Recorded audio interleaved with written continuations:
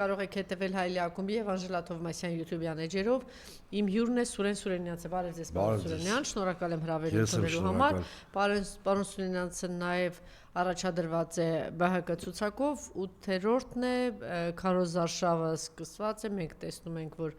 տարբեր հանրահավաքներ, հանդիպումներ, ինչ որ բաներ գուցե կարելի ասել, բայց թերևս ճիշտ կլինի մեկ շաբաթ է սպասենք, որ առավել ամբողջական իմի բերենք, բայց մինչ այդ ուշագրավեր 3 առաջի օրը Ռուսաստանի Դաշնության նախագահի խոսքը, հատկապես այն հատվածը, որ վերաբերվում էր Հայաստանի Հանրապետությանը եւ շատ ավելի կոնկրետ այսօրվա իշխանությանը, իհարկե երկու մասի կարելի էր բաժանել, նաեւ ուղղված հայ ժողովրդին։ Ինչպես եք դա գնահատում, կոնկրետ ինչ ասելիք կար եւ իսկապես այդտեղ շատ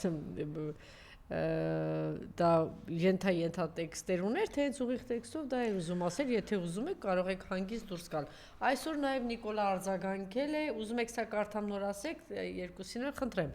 Ասել է ապահարզան պատասխանելով այդ հարցին։ Ձևակերպման հետ համաձայն չեմ։ Մինչ այդ պահը, երբ ընտրություն կատարելու անհրաժեշտություն չի լինի, մենք նման հարց չենք դնում օրակարգում, ասել է Փաշինյանը, անդրադառնալով Պուտինի հայտարարությանը։ Մենք ԵԱՏՄ լիարժեք անդամ ենք, լիարժեք մասնակցում ենք բոլոր որոշումների կայացմանը, մենք չունենք նպատակ վնասել Ռուսաստանի շահերին, նշել է նա, Փաշինյանը հայտնել է, որ մայիսի 28-29-ի մեկնի ԵԱՏՄ առաջնորդների հանդիպմանը, քանի որ զբաղված է լինելու նախընտրական քարոզարշավով։ Նաև պատասխանել է Զելենսկուի հետ հանդիպմանը եւ այցին, որ այստեղ Հայաստանում էր, ես չեմ կարծում, գիտեք, որ ինչ սուր արձագանք եղավ Ռուսաստանի Դաշնության կողմից, 1-2 օր շարունակ ռուսական առաջատար հեռուստաալիքները խոսում էին սրա մասին, շատ խիստ քննադատելով Նիկոլ Փաշինյանին, այն որ ասում է պապից միջև թոռ եկան ու անցան, հիշեցին իր դավաճան ֆաշիստներին կողմը անցած Նիկոլի պապուն եւ ոչ միայն շատ բան հիշեցին, բացի այդ նաեւ Բարձրաստան պաշտոնյաներն այս այցին անդրադարձան, բայց ինչ է ասել Նիկոլ Փաշինյանը, ես չեմ կարծում, թե պետք է գրաքնեմ կամ պարտադիր ամեն ինչին արձագանքեմ, դա բազմակողմ հարթակ է եւ այդ բազմակողմ հարթակում մարդիկ արտահայտում են եղել է, որ իմ ներկայությամբ նաեւ ՌԴ նախագահն է հայտարարություններ արել տարբեր երկրների վերաբերյալ, բայց ես չեմ հիշում, որ ՌԴ-ն ինձնից ակնկալեր, որ ես արձագանքեի այդ հայտարարությանը, ասել է Նիկոլը, խնդրեմ։ Նախ սկսենք դրանից, որ ապրիլի 1-ին, երբ որ Պուտինն ու Փաշինյանը հանդիպում էին, Ռուսաստանի նախագահը շատ հստակ երկու խնդիր ձևակերպեց, առաջինը, որ չեն հանդուրժելու այլևս, որ Հայաստանը երկու աթոռի վրա նստի, եւ երկրորդը հստակ հասկացվեց, որ այլևս չեն հանդուրժելու, որ Նիկոլ Փաշինյանը իր լուզեր քաղաքականության պատասխանատվությունը բարդի Ռուսաստանի վրա։ Այդ հստակ արձանագրումները եղան, ակամայից շատ լավ ստացվեց նույնիսկ, որ Երևանում անցկացվեց այդ զույգ գագաթաժողովերը եվրոպական։ Միանգամից ամեն ինչ ջրի երես դուրս եկավ։ Եվ դրան արձագանքեց Ռուսաստանը, որտեղ այո, ամեն ինչ ջրի երես դուրս եկավ, բոլորը շատ բաց տեքստով սկսեցին խոսել, եւ շատ ավելի հեշտ հիմա հասարակությանը մենք կարող ենք բացատրել ինչ վիճակում ենք կանգնած։ Ուրեմն ես հստակ ուզում եմ ասել, որ երկիրը փորձադաշ չի եւ այդ որ ասում են նիկոլական Հայաստանը այսպես պիտի պահերեն, այնպես պիտի պահի, նիկոլական Հայաստան լինել չի կարող,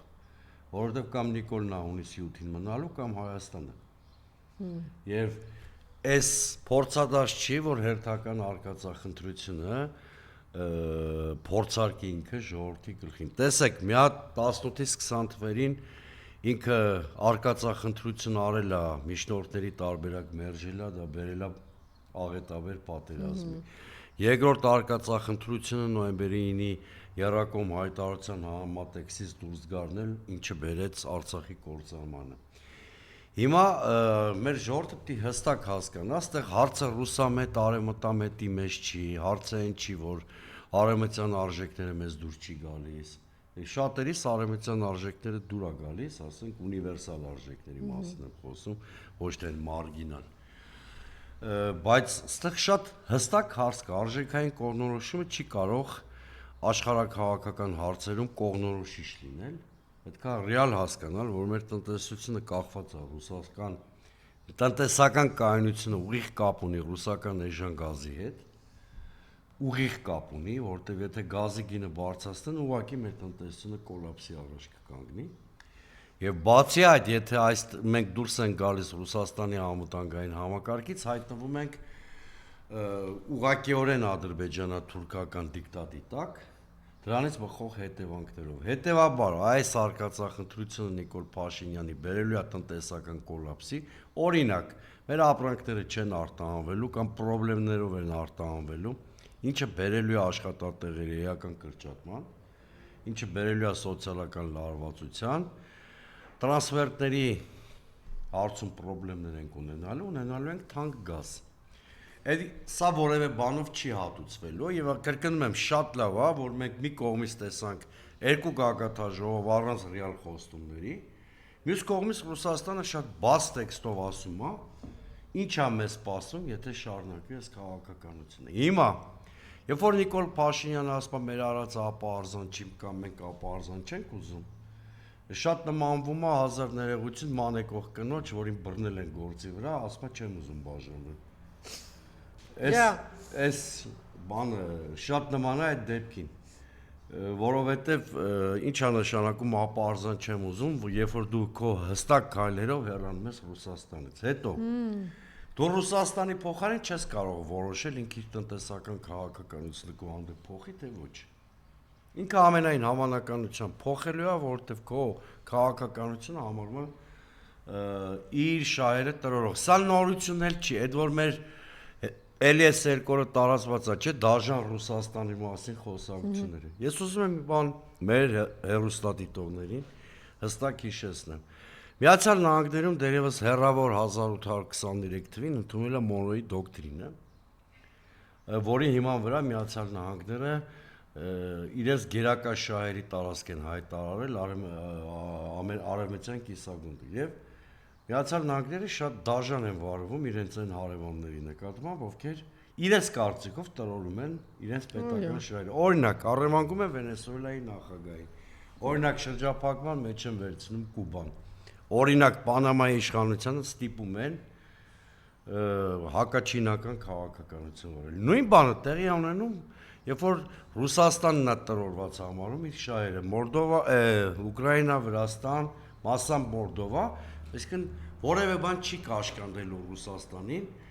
Հայաստանի դեմ տնտեսական պատժամիջոցներ կիրառի, եթե համարի, որ իր շահերը տրորված են։ Այս առումով Նիկոլ Փաշինյանը չի կարող այս նվասուբյեկտությամբ որոշի մեծ տերությունների քաղաքականությունը կամ այն պահը, երբ նրանք կհամարեն իրենց շահերը տրորված է, թե տրորված չի։ Նիկոլ Փաշինյանի մենք ապահարզանի չենք գնում կամ կորոշենք այն ժամանակ, երբ որ ուզում ենք որոշենք, չի լինելու։ Եթե Նիկոլ Փաշինյանը վերարտադրում է, ամենայն հավանականությամբ երկիրը վերածվում է Լիբանանի կամ աշխարհաքաղաքական կոնսորցիումի, որտեղ բոլորը մեր ներսի հարցերը մեր փոխարեն որոշում են։ Ես մի օրինակ էլ բերեմ, դուք չեք նկատել, որ արդեն երկրորդ նախագահն է, որ մեզանից հանրաքվե է պահանջում։ Մեկը Ալիևն է, ասում է սահմանադրությունը փոխեք, չէ, բանը հեռացրեք, մյուսը Պուտինն է, ԵՄ-ԵԱՏՄ հարցում։ Այս ինչի՞ց է։ Որևէ մեկը Նիկոլ Փաշինյանին այլևս չի վստահում, ուզում են գործ ունենալ ժողովրդի հետ։ Որտեղ բոլորը հասկանում են, որ այս մարդը սպառել է, ինչ-որ բան ասելու, ինչ-որ բան խոստանալու լիմիտը։ Հետևաբար հայ-ռուսական հարաբերությունները հասել են խիստ մտահոգիչ կետի, նամանավանդ Պուտինի պես կամ Ռուսաստանի պես երկրում նախագահի մակարդակով, երբ որ նման հայտարարություններ անում են, արդեն ունեն պլան, վստահաբար։ Այ դրա մասին է ուզում եմ մի քիչ բացեք։ Պլանը տնտեսական քաղաքականության փիլիսոփայության վերանայումն է, այդ մասին օգոստոսի 1-ի երեկոյան 10 գործակալությանը տված հարցազրույցում ասել է փոխվարչապետ Օվերչուկը։ Նա ասել էր, որ Հայաստանի եվրոինտեգրման ուղղությամբ քայլերը հասել են մի կետի, որ այլևս Մոսկվայում լրջորեն քննարկում են Հայաստանի նկատմամբ վարվող տնտեսական քաղաքականությունը վերանայելու հարցը։ Սրա կոմպոնենտը գլխավոր գազն է։ Բոլորը գիտեն, ու այդ գաղտնիք չի, որ գազի գնի անգամ աննշան վերանայումը բերելու է այստեղ տնտեսական կոլապսի։ Մեր տնտեսական կայունության միակ երաշխիքը էժան գազն է։ Ուրիշ երաշխիք դու չունես։ Նաև այդ արտահանման խնդիրները, որ ստեղծում են, մենք արդեն տեսնում ենք, չէ՞, միլիոնից ավելի ջերմուկի շշեր մնացել են առանց վաճառվելու արգելքով Ռուսաստանում, հեսա կգա գյուղատնտեսական ապրանքների արտադրանքի իրացման ժամանակաշրջանը մենք էլի խնդիրներ կտեսնենք, կրկնում եմ, սա միայն Ռուսաստանը այսպես չի վարվում։ Իր դաշնակիցների նկատմամբ Թրամփը ինչքան է սիրում մաքսատուրք բարձրացնել, առևտրային պատերազմ անել։ Բայց կայսրությունների հետ խաղ չեն անում։ Բացատրում ենք, անգամներով ասել ենք, եթե դու հակադրվում ես Ռուսաստանին, պիտի հետևանքները հաշվես։ Տեսեք, ենթադրենք այս պսևդո արևմտամետների լրիվ փաստարկները ճիշտ են, որ Ռուսաստանը իր դաշնակցային պարտավորությունները բարեխիղճ չի կատարել։ Արդյոք այդ մի հանգամ, ասում եմ, ենթադրենք իրանք 100%-ով ճիշտ են, չնայած շատ խոցելի բաներ են ասում, բայց ենթադրենք ճիշտ են։ Արդյոք դա պատճառ է, որ առանց արևմուտքից գառանտիա երաշխիքներ ստանալու դու Ռուսաստանի հետ ճշնամական հարաբերություններ կառուցես։ Իհարկե ոչ։ Եվ երկրորդը, եթե անգամ ընդունենք, որ Ռուսաստանը իր դաշնակցային հարաբերությունները չի կատարել, ձեր արժանապատվությունը իշխանություններին եմ դիմում, արժանապատվությունը թասիբ մնացած բաները մենակ Ռուսաստանի պահանջների դեպքում առաջանում։ Բա որ Ադրբեջանից օնլայն ռեժիմով օրը 100 անգամ ձեզ նվաստացնում են, այդ արժանապատվությունից բանից խի չի առաջանում։ Հետևաբար սա ես ձեր տաղավարում հələ տարիներ առաջ եմ այդ ասել, որ Նիկոլ Փաշինյանի խնդիրը նույնիսկ խաղաղության պայմանագիրը չի։ Նա երկրի ստրատեգիական կուրսը փոխելու քաղաքականությունը վարում։ Դա սկսվել է 2021 թվականի դեկտեմբերից։ Ռուսաստանը շատ երկար այդ վիճակը հանդուրժել է։ Ուղղակի հասել է մի հատ կետի, որ այլևս Եվրոպան իր հակադրությունը Ռուսաստանի հետ բերես քո տարածք։ Զելենսկու վրա աշկ փագեն, Զելենսկին մարած քարտա, որևէ մեկին հետաքրքիր չի ինքը որ դեռ ինչ ասում, հավատացած եղեք։ Եթե միայն Զելենսկի, այսինքն ինքը հետ միջոցառման աղդու բիբարն է։ Բովանդակություն ստեղծող չի, էլի։ Այդ ամբողջ գագաթաժողովի այսպես կոչված գաղափարական ելույթ ունեցել է Մակրոնը, որը ձևակերպում էր, որ կօգնենք ստեղ ռուսական զորք չի լինի, այս կանենք, այն կանենք, այսինքն ինքնիշխան Հայաստանի փոխարեն որոշում էր Հայաստանը ինչ պիտի անի։ Եվ բնականաբար, երբ որ Եվրամիությունը իր պատերազմը Ռուսաստանի հետ բերում է քո տարածք, պիտի սպասես Ռուսաստանի հակազդեցությանը։ Այս առումով պայթունավտանգ իրավիճակ է ստեղծվել, եթե Աստված մի արասցի Նիկոլ Փաշինյանը վերարտադրվում է, այդ պատերազմը միայն շարունակվելու է, ավելի անկայուն վիճակ ենք ունենալու, քան հիմա այդ դեպքում։ Գիտեք, ես չեմ ուզում ուղիղ զուգահեռներ տանել, մանավանդ կալիբրները տարբեր են, բայց դուք հիշում եք, չէ՞ որ 1996 թվականի նախագահական ընտրությունները իշխանության ճգնաժամը չհաղթարեցին, հակառակը խորացրին։ Հիմա շատ ավելի վտանգավոր վիճակում ենք, քան 96 թվականին, որտեղ այն ժամանակ հաղթած երկիր է, իր քիչ թե շատ համակարգը ձևավորվել էր, իշխանության ներսում ազդեցիկ ֆիգուրներ կան եւ այլն, հիմա չեմ ուզում, բայց այս պահին հետ էլ չունես։ Հետևաբար հունիսի 7-ը շատ կարևոր օր է։ Հայաստանի ու նաև Նիկոլ Փաշինյանի Միջև դրան գնալը, եթե Պուտինը այդպիսի պնդում անելով, ինչ է ակնկալում, ինչին է ձգտում։ Ինքը հաջորդին տեղյակ են պահում, տարբեր պատահական չի, որ իրանք ինքը խոսեց ԵՄ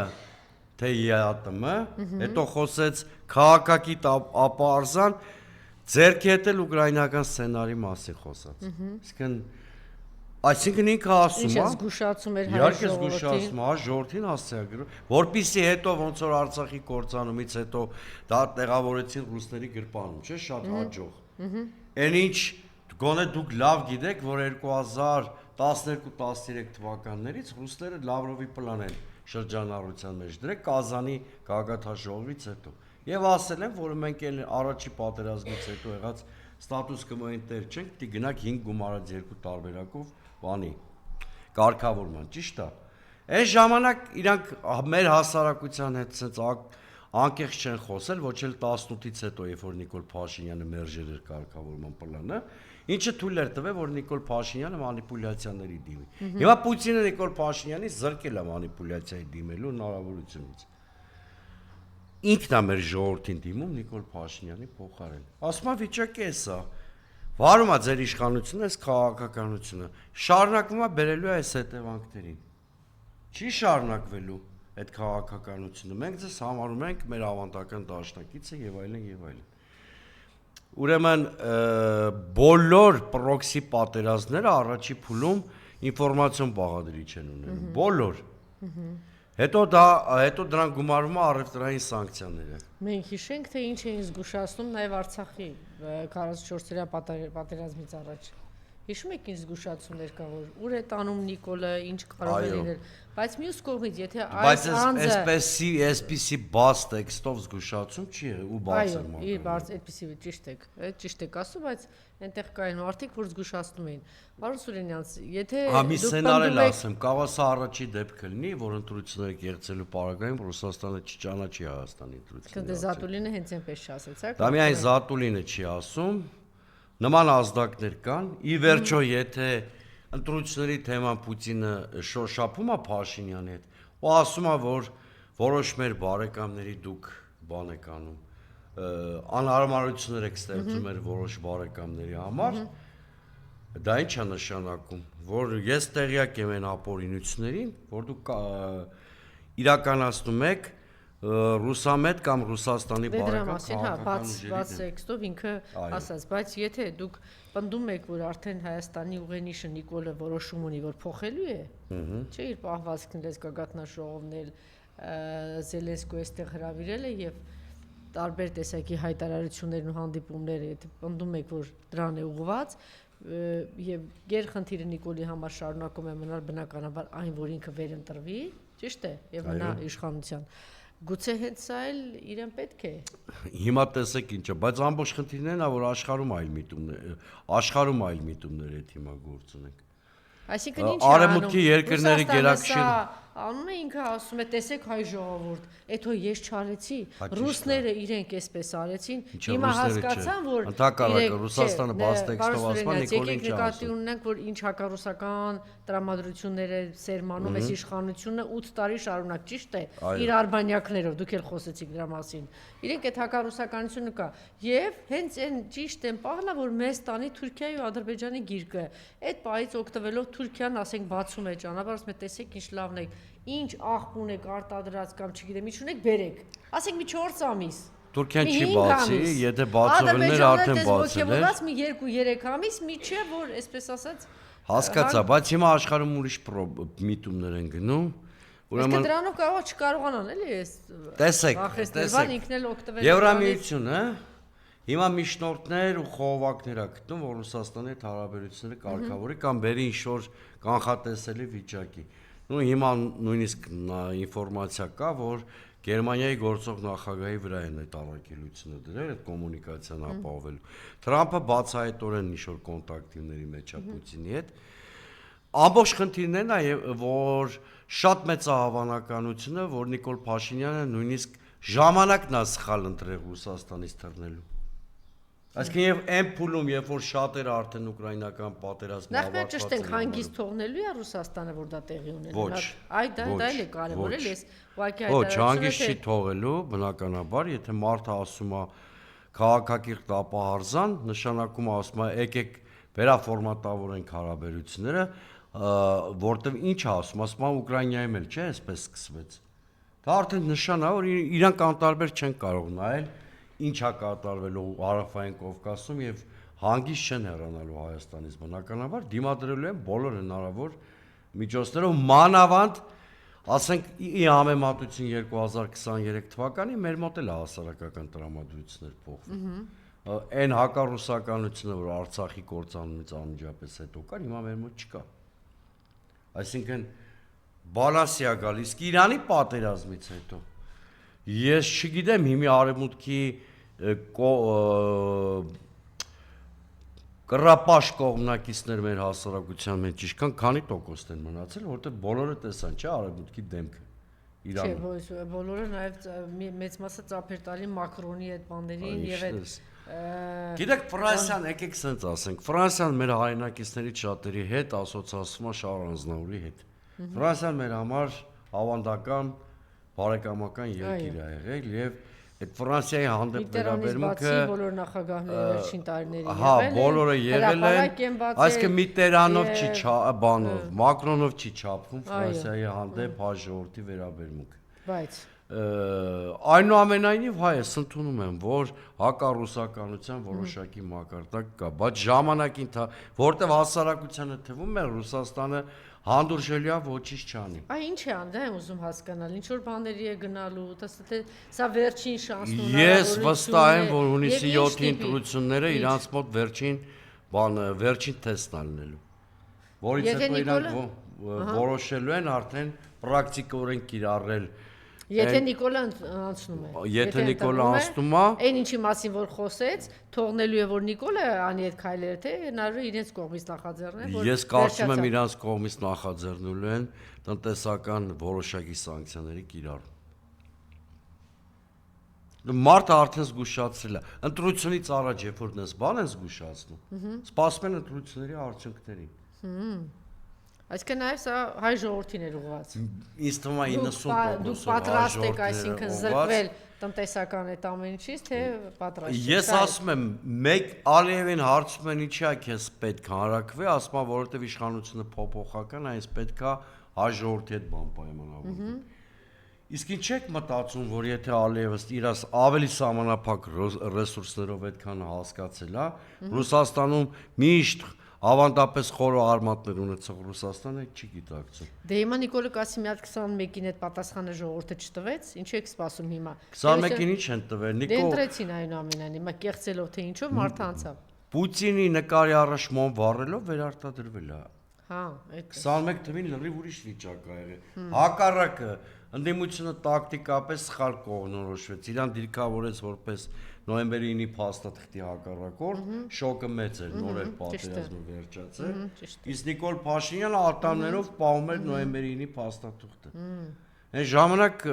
ռուսները մեղմ ասած դժգոհ չէին իր վերընտրությունից։ Ավելի մեղմ եթե ասենք։ Իսկ հնարավոր է որ հանդուրժվի եւ գինը Նիկոլից շատ ավելի մեծ լինի։ Իհարկե։ Այսօր ճիշտ էր ասել Ռոբերտ Քոչարյանը, ինքը ինչի է միշտ այդպես ասել, որտեվ գին վճարով ցավոք սորտի Նիկոլը չի լինում, միշտ վճարում է ժողովուրդը։ Այդ դեպքում էլ ժողովուրդը պետությունն է շատ քան գին վճարելու։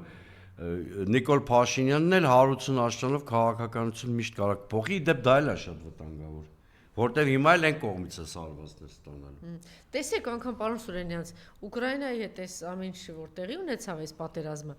դա էլ անգամ դաշ չի եղել հայ ժողովրդին, իներցիոն ինչ որ բան կա, որ ռուս ժողովուրդը, ես այսօր խոսել եմ դրա մասին, ինչ ասես ասում են Ռուսաստանի հասցին, Ռուսաստանի իշխանություններին, բայց իներցիոն մի բան կա, չէ, դե ռուսները մեզ վատ բան չեն անի, չեն ասում բարձրաձայն դրա մասին, բայց մի հատ այդպիսի մի բան կա, դե չէ, չեն անի, կամ եթե մեծ հաշվով վտանգ լինի Թուրքիայի կողմից հարձակում Ադրբեջանը, ռուսները բան կպահեն, էլի, էս կա։ Կարող է գիտեք այդ գեղշկական պատկերացումը նույնիսկ Նիկոլ Փաշինյանի մոտ կա։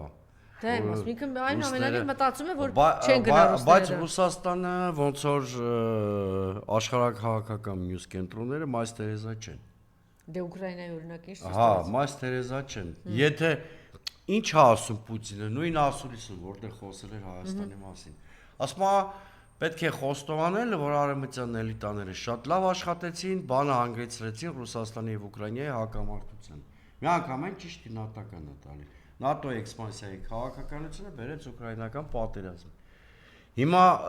ստեղ նույն բանն է կատարվում։ Այսինքն ենթադրությունը կառուցել նրա վրա, որ հայ ժողովրդի հետ պատմական ավանդական կապեր ունեցող Ռուսաստանը պիտի Մայր Թերեզայի կարգավիճակ որդեգրի, կներեք այդ ռեալ պոլիտիկի հետ ոչ մի կապ չունի։ Առիթ, գիտեմ հիմա էլի սկսելու են տարբեր Պուտինացավով ապրող մարդիկ ստատուսներ գրել ես մեր եթերի բանի տակ կոմենտներ գրել։ Եկան, էսա նիկոլականների։ Բայց իրականություն կա, իրականություն կա, իրականություն կա։ Շահ Աբասը, երբ որ տարանեց Արևելյան Հայաստանի ժողովրդին, ով վերադարձեց Նիկոլայ 1-ը։ Այսինքն այս գործող Հայաստանի սուբյեկտությունը Ռուսներն են ապահովում։ Առնվազն ես ամեն օր դրա մասին 3 անգամ ասում եմ եթերում։ Դե հիմա գիտեք միայն հույս ունենալ, որ պիտի պատմական էմոցիաները դեր խաղան եւ Ռուսաստանը։ Ուկրաինան բավական է, որ տեսնեն եւ հասկանան։ Նման բան հարցը հնչեցրեցի, գերտերությունները դուք չեն ուզում եք լինում։ խոսել ուղղակի ուրիշ հարց։ Եթե այդ փուլից օգտվելով նույն Արևմուտքը եւ Թուրքիան եւ Ադրբեջանը ասեն շատ լավ բարով եք եկել եւ մի 4 ամիս մեզ մոլորեցնեն վերջնական Հայաստանը կուլ տալուց առաջ, հնարավոր սցենար է թե ոչ։ Հնարավոր սցենար է, բայց դա պետականության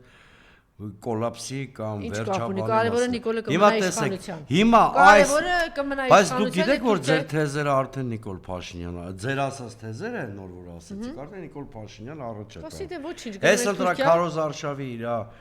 վերնագիրը իր Քարոզ Արշավի, կոնկրետ Նիկոլ Փաշինյանի պետության լուծարման մասին ծրագիրը։ Գնանք դե ուրեմն իր առաջին այդ հայտարարություններից եւ սկսենք պիտի խնդրեմ մեկնաբանեք։ Հիմա տեսեք եւ Ղարաբաղյան շարժումը դա ինչ է ճակատագրական ճակատագրական սխալ է։ Այդ նշանակում այն կհամարում է երրորդ հանրապետության ստեղծումը ճակատագրական սխալ։ Այսինքն ինքը ասում է, ինչի վրա է ձևավորվել երրորդ հանրապետությունը։ 88-ի շարժման, ճիշտ է, այդ Ղարաբաղյան շարժումն է այդ։ Դե ինքը այնքան պրիմիտիվ է կարող ասի, դե սովետական միությունը փլուզվեց, այսպես թե այնպես պիտի լիներ։ Չէ, տեսեք։ Հայր եւ որդի Ալիևները այդքան ամբարտավանություն չեն ունեցել Ղարաբաղյան շարժմանը նման ցինիկ գնահատականներ տալու համար։ Հակառակը, հիմա այս օրինակ կբերեմ, մեր հերոստատիտողը կհամոզի։ Մինչև 2020 թվականը եւ Հայր Ալիևը եւ որդի Ալիևը Լեռնային Ղարաբաղին պատրաստ էին տալ ամենաբարձր ինքնավարություն։ Ճիշտ է Ադրբեջանի կազմում։ Նույնիսկ դե ֆակտո անկախություն։ Եթե հիշում եք 1998 թվականի աշնանը կարգավորման մի հատ պլան է քննարկվել, որը կոչվում էր ընդհանուր պետության պլան։ Այնով ենթադրվում էր, որ Ադրբեջանն ու Ղարաբաղը իրար հետ մի պետություն են ստեղծում երկու սուբյեկտով՝ Ադրբեջան եւ Արցախ։ Այսինքն ընդունել են, նույնիսկ Ալիևներն ընդունել են, որ դա մաքուր հայկական տարածք է, ուղղակի ինչ-որ ձևով պետք է ինտեգրեն Ադրբեջանին, ճիշտ է։ Եվ չեն հանդգնել նման ցինիկ հայտարարություններ Ղարաբաղյան շարժման մասին անել։ Սովորաբար հոկեբաներն էլ իմ ասածը կհաստան, դեն երջանիկ վասալի կարգավիճակում գտնվող մարդիկ աշխատում են իրենց տերերի թեզերը ավելի զարգացնել եւ ավելի ցինիկ դարձնել, ինչպես անում է Նիկոլ Փաշինյանը։ Հիմա ինքը ադրբեջանական կեղծ պատմագիտության թեզերն է գրում, Զիա Բունյաթով կար բանկար 90-ականների, 80-ականներին, այդ թեզերն է կրկնում։ Ապա լեգիտիմացնում է երրորդ հանրապետությունը։ Հիմա կարանք շատ երկար մտածենք, ինչի համար է ինքը սա անում, որտեղ խորապես ինքը գիտակցում է, որ հրեշավոր բան է արել Արցախը կործանելով։ Հիմա որպեսի այդ հրեշավոր արարքի դիվային բանը նսեմացվի նշանակությունը, ինքը ասում է դե այդ շարժումը սխալ է եղել։ Եվ ընդհանրապես գուցե իսկապես ինքը գնում է երրորդ հանրապետության ապամոնտաժման, որպեսզի չլինեն այն ինստիտուտները, որ իրան պատասխանատվության ենթարկեն։ Հասկանում եք, ես դրա համար ասում եմ, մեզ իրան տրարշավը վերջաբանն է։ Պետականության վերջաբանի մասին ընտրարշավ է։ Այո, Ռուսաստանը պիտի այդպիսի հայտարարություն անի, թե փորձի օգնել նաև ընդդիմադիր ուժերին եւ մեր ժողովրդին։ Տեսեք, երբեք այդ նմանատիպ հայտարարություն Արևմուտքը այդպես չի գործում, ինքը փափուկ կամ կոպիտ բոլոր ճանապարհ, նաև բացահայտ, ոչ թե հիբրիդային պատերազմ է, ողոմ բացահայտ այդ պատերազմը, մարդը գումար է տրամադրում, օգնում է, աջակցում է, գալիս է, ձեռքը բռնում է, հայտարարում է եւ այլն եւ այլն։ Մի քիչ ռուսների քաղաքականությունը մի քիչ այլ է։ Հիմա եթե ասենք ինքը գնաց Հայաստանի կործանման հանուն այդ իր աթոռի, դե ոնց որ դուք ասեցիք, եթե պետությունը չի լինում, այդ ինստիտուտները չեն լինում եւ Նիկոլը պատասխանատվության չի ենթարկվում։ Այո։ Դե հիմա չգիտեմ, կարելի է ասես մեզ ինչ որ իմաստով միայնակ թողնել այս աղետի դեմ։ Գիտեք, ռուսները իրենց շահերի հետևից գալու են, այդ նույնիսկ ներքաղաքական կյանքի հետ մեր հետ կապ չունի, այն պահին, որ իրանք կզգան խիստ վտանգված իրանք շահերը, իրանք միջամտելու են անկախ նրանից այդ որ պահը կլինի, մեր ներքաղաքական օրացույցը։ Ինչու եք վստահ, եթե կես ժամ առաջ իրեն գան եւ ընդհանրապես հապ, բազաներ եւ Մակրոնի հայտարարություն 4000 բան, խնդրում եմ դրա մասին խոսեք։ Գիտեք, ողբերգությունը ստեղ ուրիշ տեղ է։ Այնուամենայնիվ մեր ու ռուսների շահերը ամբողջովին չեն համընկնում։ Ռուսներին պետք է, այնպես չի որ ամբողջովին համընկնում են, դա հնարավոր էլ չի, չէ՞։ Ռուսները իրենց ոտատեղը պահելու խնդիր ցանկացած պարագային լուծելու են։ Այլ խնդիր է, որ այդ ոտատեղը պահելու խնդիրը հայերը կլինեն թե կրիտիկական պահին լուծելուց Հայաստանը 29800-ի փոխարեն կարող մնացած լինի 14000, չգիտեմ, կամ 5000։ Հա։ Մի անգամ տես բան եղավ 1920 թվականին, մեր բախտը բերեց, ընդհակառակը Ալեքսանդրապոլի պայմանագրի խեղճ Հայաստանը ավելի մեծացավ։ Բայց անդադ պատմությունը այդքան բարեգույն չի լինում։ Այս անգամ ռուսական շահերի սպասարկումը կարող է բերի նրան, որ ընդհակառակը այդ X պահին լինի, երբ որ այսինքն հիմա սпасել, որ ռուսական միջամտությունը լավագույն դեպքում ներկա սահմաններում Հայաստանի պահպանում է ենթադրելու, լավագույն դեպքում։ Բայց հիմա չմոռանանք, որ 44-օրյա պատերազմից հետո ստեղ թուրքական գործոն կա շատ ուժեղ, եւ այդ որ ասում ենք արևմուտք չկա, հենց կա թուրքական գործոն։ Արևմուտքը ստեղ բացակայում է։ Քանի անգամ եւ Թուրքիայից եւ արևմտյան մայրաքաղաքներից ասեմ, որ մեր շահերը իդենտիֆիկացված են, որ հասկանանք, որ դա նույն բանն է։ Դե հիմա Մակրոնն էլ կներեք, Մակրոնը մի տարի հետո իշելի կարգավիճակում գտնվող մարդ ալնելու, էլ իրան ոչ տեսնող ալնելու, ոչ համար են ունենալու զանգեն։ Ճիշտ է։ Իմիջիալս Պուտինը Մակրոնի մասին էլ խոսեց, չէ՞, ասեց, որ արդեն Կիևում էինք, ամեն ինչ պայմանավորված էր, պետք է ստորագրել, Մակրոնը թույլ չտվեց եւ այսօր այդ 1.5 Մակրոնը ինչ խնդիր է լուծում։ Եվ հետո արդեն Մակրոնը ուրիշ խնդիր է լուծում։ Մեր հեռուստադիտողներից մեծ մասը նույնիսկ տեղյակ չի։ Անցած ամիսներին մի քանի էմիսար ա ուղարկել Մակրոնը Ռուսաստան, որպեսզի Պուտինի հետ դիալոգը վերականգնի, անհաջողության են մատնում այդ առաքելությունները իր ուղարկած էմիսարների։ Իսկ ինչ անի այդ պարագայում Մակրոնը, եթե ուզում է անպայման Պուտինի հետ իշոր առևտրի մեջ մտնի։ Պուտինի կենսական ռուսական շահերի գոտում գտնվող տարածքներից մեկում պետք է անհարմարություն պատճառել Ռուսաստանի համար, որպեսզի դիալոգի դաշտ բացի Կրեմլի հետ։ Գտավ էլի Հայաստանը մանրադրամ օգտագործեց։ Այսինքն Ուկրաինան բավարար չէր։ Չէ, փորձը ցույց տվեց, որ չէ, հետո ասում եմ Զելենսկին արդեն խփված կա։ անհարմարություններ կան վերջին 2 շաբաթ առաջ Աֆրիկայի են հատվածում։ Զելենսկին հիմա մենակ Պուտինին է հետաքրքիր, անկեղծ եմ ասում։ Զելենսկին մեն Պուտինի հետ Այս պահին այո, որպես մարդ, որը X պահի պետք եղած պետք է թուղթը ստորագրի։ Հա, դե ինքն է Ինքը արևմտյան բոլոր մայրաքաղաքներում բաց է արևմտյան մամուլը կհամոզվեք, արդեն հոգնեցնող հյուր է։ Կապ չունի, շարունակում են այդ Ռուսաստանի դեմ ինչ պլաններ որ ունեն, շարունակում են շատ փայլուն արևմուտքի իրականացնել։ Հիմա ասում եմ արևմուտքում լրիվ ուրիշ տրամադրություններ են իրակադառնում։ Միացյալ Նահանգները ընդհանրապես ուկրաինական պատերազմը ավարտված է համարում, ձևա գտնում ոնց է ձևակերպեն։ Եվրոպան շարունակում է աջակցել օգնել եւ հա, Եվրոպայում տրամադրությունները շատ արագ փոխվում են։ Այսօր թե երեք էր Հունգարիայի նոր վարչապետը, որ ենթադրվում էր, որ պիտի խիստ տարբեր քաղաքականություն բանի, որ բանից էլի նույն բաները։ Էլ չասեմ, որ Բուլղարիայում հաղթել է ռուսամետ կառավարություն, Ռումինիայում արևմտամետ կառավարությունը պաշտոնի իմպիչմենտի ենթարկեցին, այսինքն հա, ամենամեծ ջատագովներից մեկը Ուկրաինայի արևմուտքում Ստայմերի կուսակցությունը 3 թիմ ընտրություններում ջախջախի սպարտություն է գրել եւ բոլորը խոսում են Ստայմերի հրաժարականի անհրաժեշտության մասին, ասելիքս այն է, որ տուրբուլենտությունը կամազ գնում է տրամաբանական ավարտին եւ ինչ-որ խաղի կանոններ պետք է մշակվեն։ Նիկոլ Փաշինյանը չի էլ պատկերացնում, որ ուղակի կարող են գլոբալ խաղացողները աշխարհահերթական անգամ բաժանեն եւ ինքը էլ ոչ մեկի պետք չլինի։ Բայց 3 առաջ օրը Պուտինը այսպես հաղթող կողմի նախագահի խոսք չէր, ավելի շատ նեղ սրտած էր, որ տեսեք Մակրոնը թույլ չտվեց, հետո դրանից հետո Մեծ Բրիտանիայի վարչապետը, որ էլի փաստաթուղթը բաներ թույլ չտվեց, որ այսինքն տեսեք ոնց որ բան խափել են էլի ինձ այդպիսի բանով։ Ես այդ տպավորությունը չունեմ, քանի որ ինքը իմ կարծիքով Թրամփի հետ մոտ է ինչ-որ համաձայնությունների, ուղղակի ուրվագծում է դուրս գրվող պատասխանատու գործիչների շրջանակը։ Ես այդ տպավորություն ունեմ, դա նեղսրտած չէ, ընդհակառակը նա Դե ասում է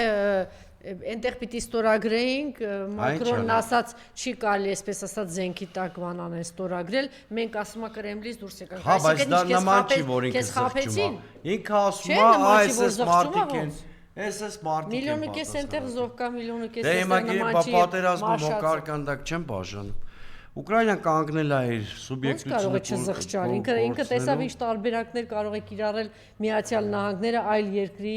իրեն չի բան չգնացող որոշակի կոմպրոմիսի չգնացող նախագահի հետ։ Ձեր կարծիքով Միացյալ Նահանգները կարող Ռուսաստանում նույն բանը անեն։ Ռուսաստանում չեն կարող, բայց Ռուսաստանն արդեն արել էր, հայտնվել էր Կրեբան, Կիևում։ Բայց ինչ արեցի, խափեցին, ասեցին գնա այնտեղ կստորագրեք, ինք իր բերանով խոստովանեց, որ ամեն դեպքում ես կարծում եմ դա ընդհակը, գիտեք,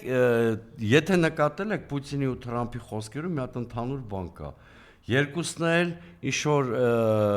իրենց հայտարարություններում ողջ պատասխանատվությունը հակված են դնել եվրոպական էլիտաների վրա։ Դե հիմա այդ կոնտեքստում նայեք մի քիչ Իմ կարծիքով այդ կոնտեքստում է այդ հայտարարությունները հնչել։ Բայց պատերազմը շարունակվում է մանավանդ պատերազմը։ Դե հիմա գիտեք ինչ Ամերիկայի Միացյալ Նահանգների պես երկրի ատամներն էլ Իրանում փշրվեցին ու ավելի դաժան ձևով։ Եթե այսօր նայենք պատերազմին, Ուկրաինայում առարկայական հաջողություններ գոնե Ռուսաստանը գրանցել է։ Դե մյուս կողմից էլ Իրանը շարունակում է այդ առումով շրջափակված մնալ եւ տնտեսական շատ ծանր վիճակում է։ Հիմա իրենք երկրորդ քայլի են գնում, որ տնտեսական այդ լարվածության հետևանքով լարվածություն ներսում առաջացնեն եւ ընդվզման ինչ-որ բան այդ ճանապարհն են։ Գիտեք, շատ դժվար է ստացվելու կամ գրեթե անհնար է դրա ստացվելը։ Որտեւ մի բան է, երբ որ պատերազմը ժողովուրդը միասնական է դառնում, մեկ այլ բան է, որ ըստ էության պատերազմ չկա, ռումբեր ամենայն դեպս չկա եւ շատ երկար ժամանակ իրանք Իրանի ներքին հակասությունների վրա խաղալ չեն կարող, որովհետեւ դեմոնիզացվել են Իրանի ժողովրդի աչքերում։ Հա, հասկանալի։ Ցանկացած նույնիսկ արդար ընդվզում հիմա Իրանի ներսում, նույնիսկ արդար։ Հա, ինքը կարելի ասոցացվելու է այդ դեմոնիզացված արևմուտքի Իսրայելի հետ, որովհետեւ պարզ խոսենք, չէ, Իրանում Իսրայելն ու Միացյալ Նահանգները ցեղասպան ագրեսիվ պատերազմ են վարում, որը ոչ մի արդարացում չունի, ընդ որում եթե Պուտինին մեղադրում էին օկուպացիայի մեջ, ստեղ ընդհանրապես թիրախավորվել էր Իրանի ամբողջ ղեկավարությունը, առանց սանկցիայի գնդակահարում էին ինքնիշխան երկրի ղեկավարների կամ ռմբակոծում էին։ Հետևաբար ուզում եմ ասեմ, որ դե նոր աշխարհակարգը ցնցումներով է ստեղծվելու, սա ակնհայտորեն։ Եվ փոքր երկրների գլխին ինչ կա։ Փոքր երկրները, եթե արկածախնդիր են կամ այս կարգի ղեկավարներ են, կարող են կանգնել պետությունը կորցնելու վտանգի առաջ։ Հիմա մենք այդ վտանգի մեջ ենք։ Այս իր հայտարարությունից երևաց, որ ինքը հետ քայլ է Նիկոլի մոտ, տեսեք ինչ որ լղոզված բան պատասխաներ։ Ումը Նիկոլ Փաշինյանը։ Այո, պատասխանը Պուտինին։ Գիտեք, չէ, Նիկոլ Փաշինյանը փորձում է ժամանակի վրա խաղալ։ Հա, այսինքն փափուկ բարձ ամենտեղ դնել, ինչև ընտրություններում լավ տակտիկա չի, որովհետև Ռուսաստանում ասում են մենք էլ այդ ժամանակը հակված չենք տալ, երկու աթոռի վրա խաղալու մարտավարությունը սպառվել է։ Հիմա ինչքան ուզում ենք, գիտեք ինչ կա, դու պետք է կարողանաս քո մարտավարությունը ավելի ուժեղ պետության պարտադրես, եթե չես կարող պարտադրես։ Ինքն է որոշում քեզ այդ ժամանակը։ Վստահ եք, որ սպառել է այդ լիմիտը ես գրեթե համոզված եմ։ Կա մեկ ուրիշ թանկ գին, որ Նիկոլը կարող է տալ, իհարկե մեր հաշվին, եւ Հարություն Աշյանով արտաքին քաղաքականությունը փոխել է։ Եկեղեցի Ռուսաստան ձեր։ Այո, եւ ռուսական ուղեցրի մեջ ամբողջ այդ միայն արդյունքները քիչ են։ Միայն արդյունքները քիչ են։ Այս գեղարվեստական ֆիլմ չի էլի, որ Մոսկվան արդյունքներին հավատա։ Միայն արդյունքները քիչ են, բայց ես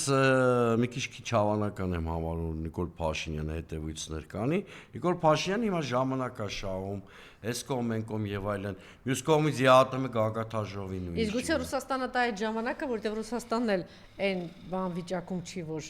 բոլոր ուղղություններով լարվածություն բերի,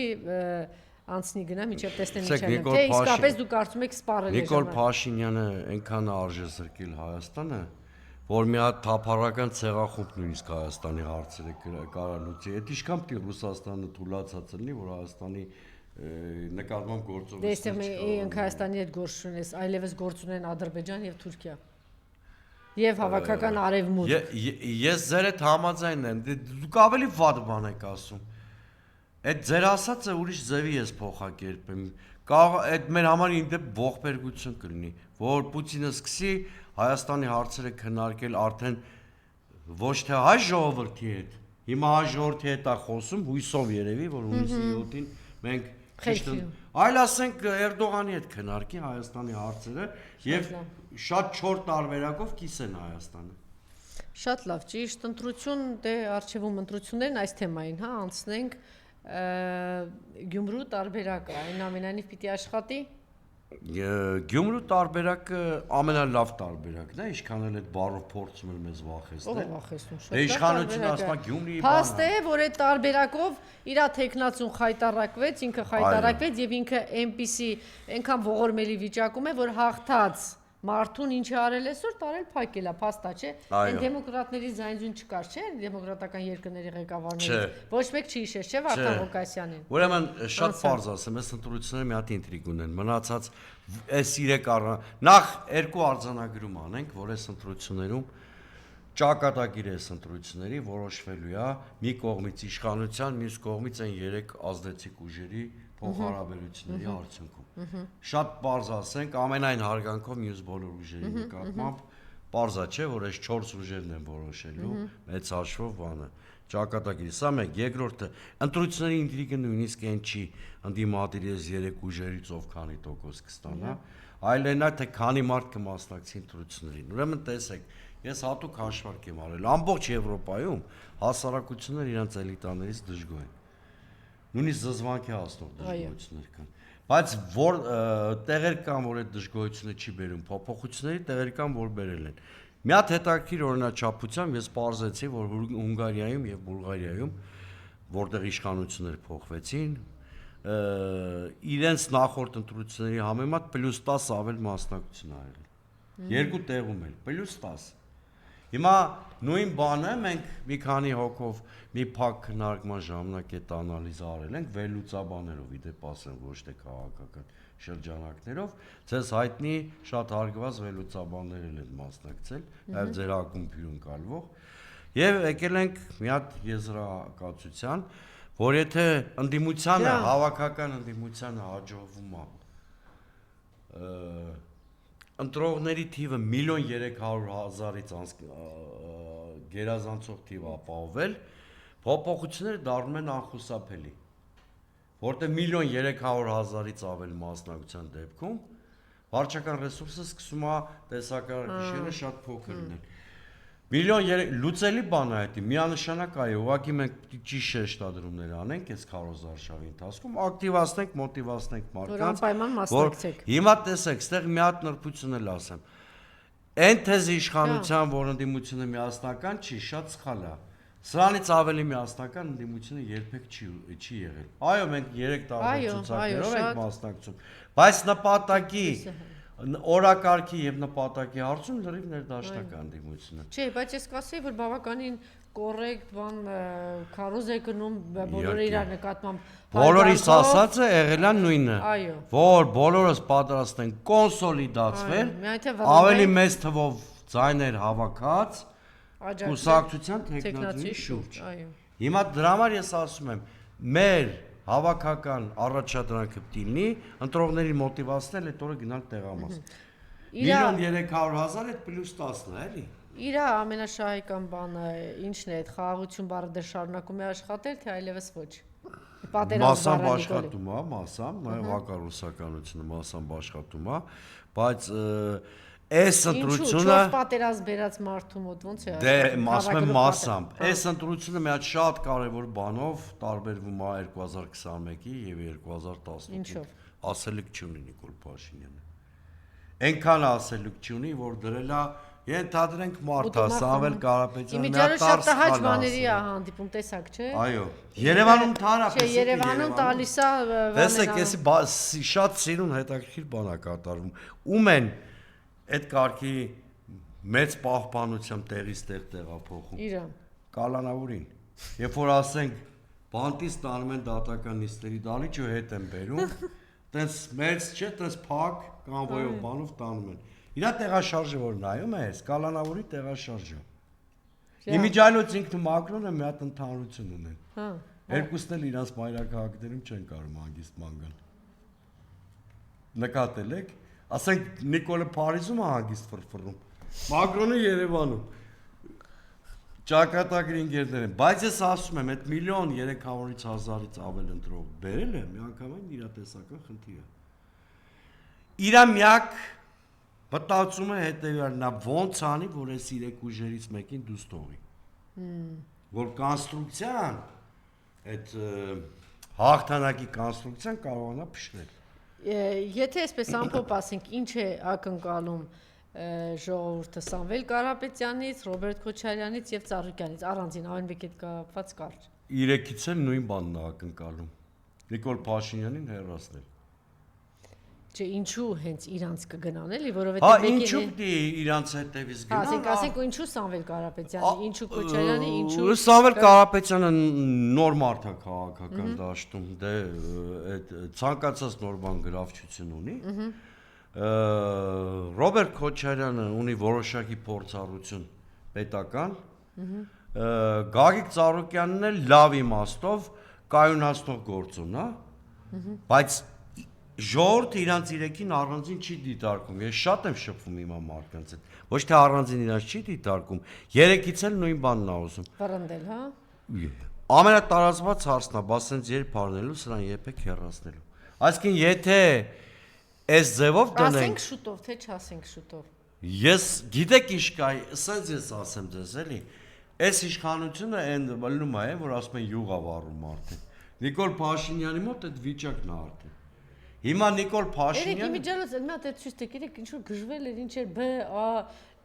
ասպա այդ մի մարդը դու ես, այդ մի մարդը դու ես 46 անգամ ասած այդ մի մարդը դու ես, այդ մի մարդը դու ես։ Ինչ ա եղել։ Դե հիմա Սենկերի պատմությունն է, թե ուրիշ պատմություն է։ այդ սունկը ինձ թվում է ուրիշ բանի մասկիրովկա է, ամեն դեպքում պիտի ասողից հարցնել։ Ամեն դեպքում սա ասելիք չունեցող մարդուն տրարշավ է։ Օրը մի 2, 3, 4 սկանդալի այդ մարդը բախվում է։ Այսօր իրան պարզ ասում են, ուրան չես հայրենիքը։ վերցրու Չէ, գնա։ ասում են մեր տալիս ես հողերն ես մենակ հանձնում, մեր երկիրն ես հանձնում։ Ընդդիմադիր ուժերին հասարակությունը ընդհանրապես մի առաջադրանք ունի։ Ոնց ուզում է կարա, իմիջիալոց մի բան շատ անկեղծ ասեմ։ Այս 3-ից ոչ մեկ ինքնուրույն չի կարող իշխանություն վերցնել, մեր 3-ի մասն եմ ասում։ Ընդդիմադիր դաշտի։ Հետևաբար նոր կառավարությունը անպայման ունելու ազգային համաձայնության կառավարություն։ Այդ շատ էլ պետք է որ այդպես լինի, որպեսզի հանրային համերաշխություն։ Դրա համար շատ կարևոր է որ 3 ուժերն էլ անցնեն։ Այո, ես միշտ եմ ասում։ Շնորհակալություն։ Ես եմ շնորհակալ։